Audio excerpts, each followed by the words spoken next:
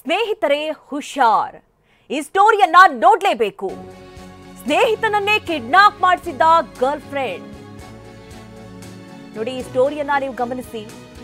ಸ್ನೇಹಿತನನ್ನೇ kidnap ಮಾಡಿಸಿದ್ದಾಳೆ girl friend. ಯುವಕನನ್ನ kidnap ಮಾಡಿ 2.5 ಕೋಟಿಗೆ ಬೇಡಿಕೆಯನ್ನ ಇಟ್ಟಿದ್ದಾರೆ.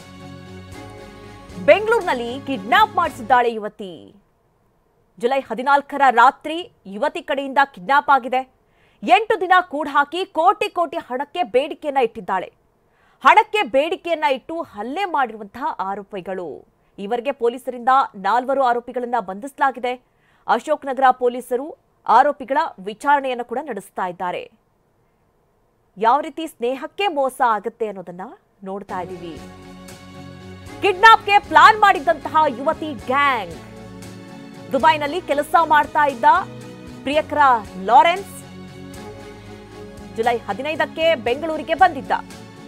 ದುಬೈನಲ್ಲಿ ಕೆಲಸ ಮಾಡ್ತಾ ಇದ್ದ ಲಾರೆನ್ಸ್ ಅನ್ನುವಂತಹ ವ್ಯಕ್ತಿ ಜುಲೈ 15ಕ್ಕೆ ಬೆಂಗಳೂರಿಗೆ ಬಂದಿದ್ದ. ನಗರದ ಪ್ರತಿಷ್ಠಿತ ಹೋಟೆಲ್ನಲ್ಲಿ ಆತ ತಂಗಿದ್ದ. ಬೆಂಗಳೂರು ಮೂಲದವನಾಗಿದ್ದಾನೆ ಈ ಲಾರೆನ್ಸ್ ಬಂದಿರೋದನ್ನೇ ಗಮನಿಸಿ ಈ ರೀತಿಯ ಪ್ಲಾನ್ ಮಾಡಿದ್ದಾರೆ. ಯುವಕನನ್ನ ಕಿಡ್ನಾಪ್ಗೆ ಸ್ಕೆಚ್ ಹಾಕಿ ಕಿಡ್ನಾಪ್ ಮಾಡಿದ್ರು. ನಂತರ ಈಗ ಅವರು ಸಿಕ್ಬಿದ್ದಿದ್ದಾರೆ. 4ರನ್ನ ಸದ್ಯ ಪೊಲೀಸರು ಬಂಧಿಸಿದ್ದಾರೆ. ಸದ್ಯ ವಿಚಾರಣೆಯನ್ನ ಕೂಡ ನಡೆಸ್ತಾ ಇದ್ದಾರೆ. ಆ ವ್ಯಕ್ತಿಯನ್ನ ಕಿಡ್ನಾಪ್ ಮಾಡಿ 2.5 ಕೋಟಿಯಷ್ಟು ಬೇಡಿಕೆಯನ್ನ ಕೂಡ ಇಟ್ಟಿದ್ರು. ಹೋಟೆಲ್ನಲ್ಲಿರೋದನ್ನೇ ಗಮನಿಸಿದ್ದಾಳೆ ಆ ಯುವತಿ. ಹೊರಗ್ ಬಾ, ಮಾತನಾಡಬೇಕು ಅಂತ ಹೇಳಿ ಫೋನ್ ಮಾಡಿ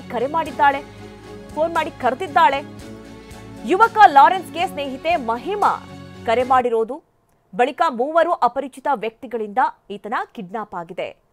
ಲಾರೆನ್ಸ್ನನ್ನ ಕಾರ್ನಲ್ಲಿ ಕಿಡ್ನಾಪ್ ಮಾಡಿದೆ ಈ ಗ್ಯಾಂಗ್. ಇಂದಿರಾನಗರ ಅಪಾರ್ಟ್ಮೆಂಟ್ನಲ್ಲಿ ಕೂಡ ಹಾಕಿದ್ರು. 2.5 ಕೋಟಿ ಹಣ ನೀಡುವಂತೆ ಬೇಡಿಕೆಯನ್ನ ಇಟ್ಟು ಹಲ್ಲೆಯನ್ನ ನಡೆಸಿದ್ದಾರೆ. 1 ಲಕ್ಷ ಹಣ, 2 ಐಫೋನ್ ಅನ್ನ ಕಸ್ಕೊಂಡಿದ್ದಾರೆ. ಈ ವೇಳೆ ಲಾರೆನ್ಸ್ ತಾಯಿ ಮಗನ ಕಾಣೆಯಾಗಿರೋ ಬಗ್ಗೆ ದೂರನ್ನ ಕೊಟ್ಟಿದ್ರು. ಪೊಲೀಸರು ಹುಡುಕುವ ವಿಚಾರ ತಿಳಿದು 8 ದಿನದ ಬಳಿಕ ಲಾರೆನ್ಸ್ ಅನ್ನ ರಿಲೀಸ್ ಮಾಡಿದ್ರು.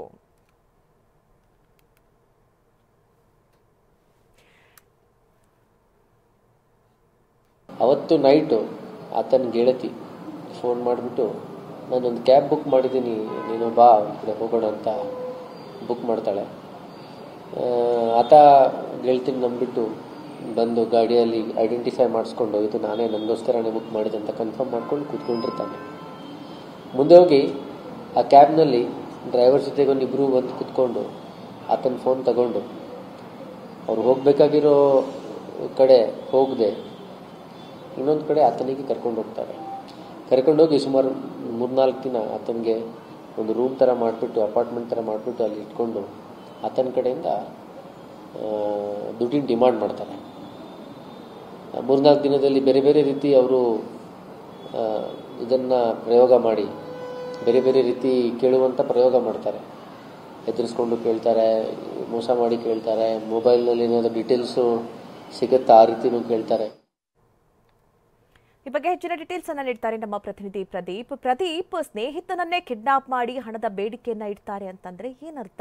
ಹೇಗಾಯ್ತು ಈ ಘಟನೆ? ಈಗ ಸದ್ಯ ಪೊಲೀಸ್ ತನಿಖೆಯಲ್ಲಿ ಏನೆಲ್ಲ ಗೊತ್ತಾಗ್ತಾ ಇದೆ ಪ್ರದೀಪ್?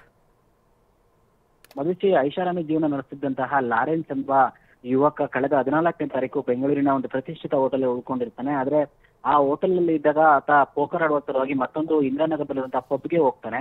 ಆ ಪಬ್ ನಲ್ಲಿ ಇದ್ದಂತಹ ವ್ಯಕ್ತಿಗೆ ಮಧ್ಯರಾತ್ರಿ ಸುಮಾರಿಗೆ ಆತನ ಗೆಳತಿ ಕರೆಯನ್ನ ಮಾಡಿ ಯಾವಾಗ್ಲೂ ಪೋಕರ್ ಆಡ್ತಿರ್ತೀಯ, ನನ್ನ ಜೊತೆ ಭೇಟಿ ಮಾಡೋಪ ಅಂತ ಹೇಳಿ ಆತನನ್ನ ಬಲವಂತವಾಗಿ ಆಚೆ ಕರ್ಸ್ಕೊತಾಳೆ. ಸುಮಾರು 3 ಗಂಟೆ ಸುಮಾರಿಗೆ ಲಾರೆನ್ಸ್ ಹೊರಬಂದಾಗ ಆತನ ಒಂದು ಕ್ಯಾಬ್ ನಿಂತಿರುತ್ತೆ. ಆ ಕ್ಯಾಬ್ ತನ್ನ ಸ್ನೇಹಿತೆ ಮಹಿಮಾ ಕಳಿಸಿದ್ದು ಅಂತ ಗೊತ್ತಾಗಿ ಆ ಕ್ಯಾಬ್ಗೆ ಹತ್ಕೊಳ್ತಾನೆ. ಆದ್ರೆ ಮುಂದೆ ಹೋಗ್ತಿದ್ದಂಗೆನೆ ಮತ್ತೆ ಇಬ್ರು ಕಾರ್ಗೆ ಹತ್ಕೊಂಡು ಇದನ್ನ ಕಿಡ್ನಾಪ್ ಮಾಡಿ ಒಂದು ಸರ್ವಿಸ್ ಅಪಾರ್ಟ್ಮೆಂಟ್ ನಲ್ಲಿ ಸುಮಾರು 15ನೇ ತಾರೀಕು ಮುಂಜಾನೆ ಕಿಡ್ನಾಪ್ ಮಾಡಿದ್ರೆ 22ನೇ ತಾರೀಕು ತನಕ ಸಹ ಅದನ್ನ ಇಟ್ಕೊಂಡು ಹಣಕ್ಕೆ ಬೇಡಿಕೆಯನ್ನ ಇಡ್ತಾರೆ. ಮೊದಲು 50 ಲಕ್ಷ ರೂಪಾಯಿ ಕೊಡಕ್ಕೆ ಬೇಡಿಕೆ ಇಟ್ಟವರು ನಂತರ 2.5 ಕೋಟಿ ರೂಪಾಯಿಗೆ ಬೇಡಿಕೆಯನ್ನ ಇಡ್ತಾರೆ. ಈ ವೇಳೆ ಆತನ ಬಳಿ ಇದ್ದಂತ ಆಪಲ್ ಫೋನ್ ಮತ್ತು ಆತನ ಬಳಿ ಇದ್ದಂತ ಒಂದಷ್ಟು ಹಣವನ್ನು ಸಹ ಇವರು ಅಂದ್ರೆ ಈಗ 3 ಜನ ಕಿಡ್ನಾಪ್ ಮಾಡಿದ್ರೆ ಮತ್ತೆ ಅಲ್ಲಿ 3 ಜನ ಜಾಯ್ನ್ ಆಗಿರ್ತಾರೆ. ಒಟ್ಟು ಒಂದು 6ಕ್ಕಿಂತ ಹೆಚ್ಚು ಜನ ಅಲ್ಲಿ ಈತನಿಗೆ ಹಿಂಸೆಯನ್ನ ಕೊಟ್ಟು ಕಿಡ್ನಾಪ್ ಮಾಡಿರ್ತಾರೆ. ಬಳಿಕ ಪೊಲೀಸರಿಗೆ ಈ ಒಂದು ಲೊಕೇಶನ್ ಸಿಕ್ತಿದಂಗೆನೆ ಎಲ್ಲರೂ ಸಹ ಅದನ್ನ ಬಿಟ್ಟು ಎಸ್ಕೇಪ್ ಆಗಿರ್ತಾರೆ. ಸದ್ಯಕ್ಕೀಗ ಪೊಲೀಸರು ಈ ಒಂದು ಕೇಸ್ ದಾಖಲಿಸಿಕೊಂಡು 4 ಆರೋಪಿಗಳನ್ನ ಬಂಧಿಸಿದ್ದು ಪ್ರಮುಖ ಆರೋಪಿಯಾದಂತಹ ಮಹಿಮಾ ಮತ್ತು ಪ್ಲಾನ್ ಮಾಡಿದಂತಹ ಇನ್ನಿಬ್ಬರು ಆರೋಪಿಗಳಿಗೆ ಹುಡುಕಾಟವನ್ನ ನಡೆಸ್ತಾ ಇದ್ದಾರೆ ಮಹಿಮಾ. ಓಕೆ, ಥ್ಯಾಂಕ್ ಯು ನಿಮ್ಮೆಲ್ಲ ಡೀಟೇಲ್ಸ್ಗಾಗಿ.